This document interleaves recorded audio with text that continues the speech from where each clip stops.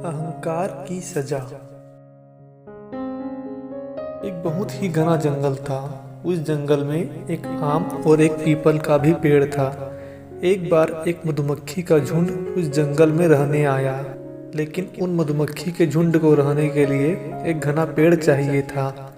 रानी मधुमक्खी की नज़र जब पीपल के पेड़ पर पड़ी तो उसने पीपल के पेड़ से कहा, हे पीपल भाई, क्या मैं आपके इस घने पेड़ की शाखा पर अपने परिवार का एक छत्ता बना लूं?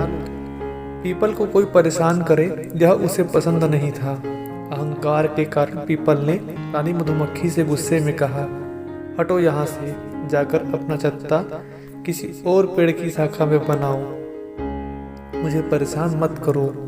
पीपल की बात सुनकर पास ही खड़े आम के पेड़ ने कहा, पीपल भाई, बना लेने दो छत्ता, ये तुम्हारी शाखाओं में सुरक्षित रहेंगी। पीपल ने आम के पेड़ से भी बड़े रूखे स्वर में कहा, तुम अपना काम करो, तुम्हें अगर इनकी इतनी ही चिंता है तो तुम ही अपनी शाखा पर छत्ता बनाने के लिए क्यों नहीं कह देते। पीपल की बात सुन आम के पेड़ ने मधुमक्खी रानी से कहा, हे रानी मक्खी, अगर तुम चाहो तो तुम मेरी शाखा पर अपना छत्ता बना सकती हो।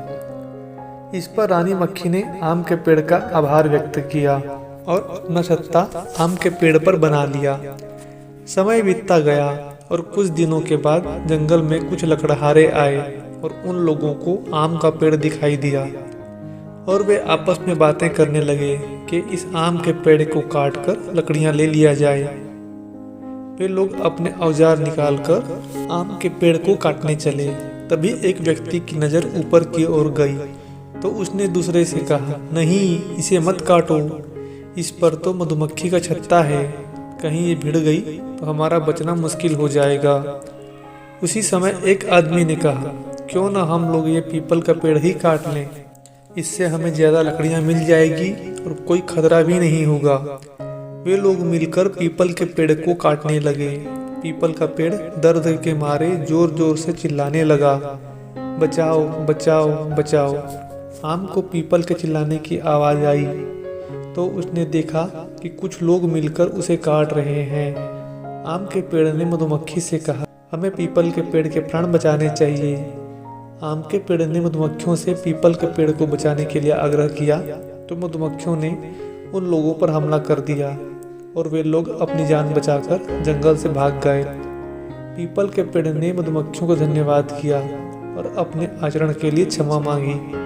तब मधुमक्खियों ने कहा, धन्यवाद हमें नहीं, आम के पेड़ को दो जिन्होंने आपकी जान बचाई है, क्योंकि हमें तो इन्होंने ही कहा था कि अगर कोई बुरा करता है तो इसका मतलब यह नहीं है कि हम भी वैसा ही करें। अब पीपल के पेड़ को अपने किए पर पछतावा हो रहा था और उसका अहंकार भी टूट चुका था। पीपल के पेड़ को उसके अहंकार की सजा भी मिल चुकी थी। तो इस कहानी से हमें शिक्षा मिलती है कि जितना हो सके लोगों के काम आना चाहिए, बिना ये सोचे कि वह भी आपके काम आएगा। अगर कोई हमारे साथ बुरा करता है तो इसका मतलब यह नहीं कि हम भी वैसा ही करें। किसी के साथ ऐसा व्यवहार न करें जो हमें अपने लिए पसंद नहीं। सबसे ज़रूरी बात, अपने अंदर प्रेम, उदारता और अन्य गुण अधिकतम विकसित करें। हमारे जीवन में ऐसे मौके बिखरे पड़े होते हैं, बस ज़रूरत है उन्हें पहचानने की। प्रयास करके हमें अपने स्वभाव को ही ऐसा बना लेना चाहिए।